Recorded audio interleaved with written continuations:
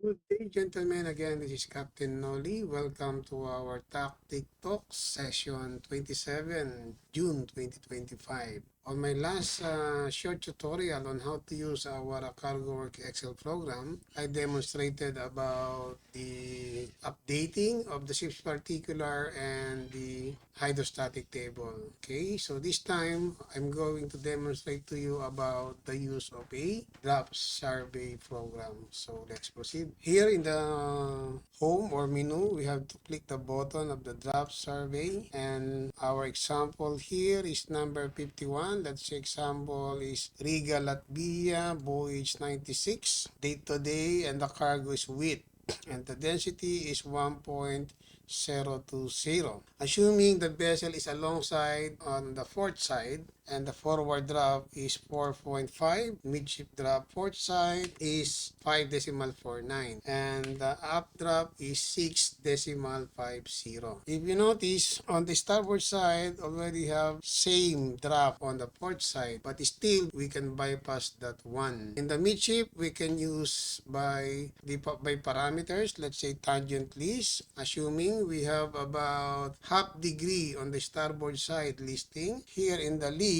we can put 0.5 or half degree least, and you will notice that this starboard side midship drop and forward and up will change the drop. Starboard side is 5.77. The least is 28 centimeter. Vice versa, we can input also on the starboard side midship. Let's delete this first. And here, let's put 5.77. You will notice also that the forward and updraft also changed because it was connected once the ship's particular section of datum line is updated. So the draft on the other side or the C side will automatically calculate it. But still, you can bypass this. Okay, you can put also, let's say 4.7 or 6.5. So for now, let's delete.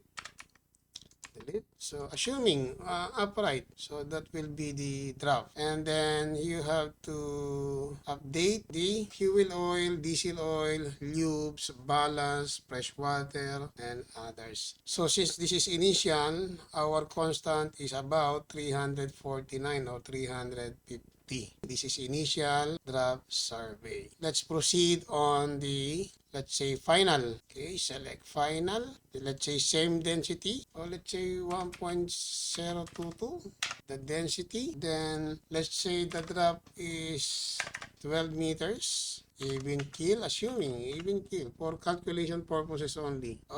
Let's put some 12.02. So that will be the drop. Assuming our ballast and pumpable is 120, and this assuming 600, and fresh water, let's say 150. So our total cargo loaded is around 49,962 tons. After the initial and final has been calculated, on the survey report, you can click the survey report button, and then you can tick the 51 and 52, initial and final, and this will be the report. You can print it out and you can put show the remarks, the cargo and constant. If not, just uncheck this checkbox. Then you can print out the survey report. So if you wish to learn, for those students who wish to learn, or the second mate who wish to learn the basic calculation for draft survey, or any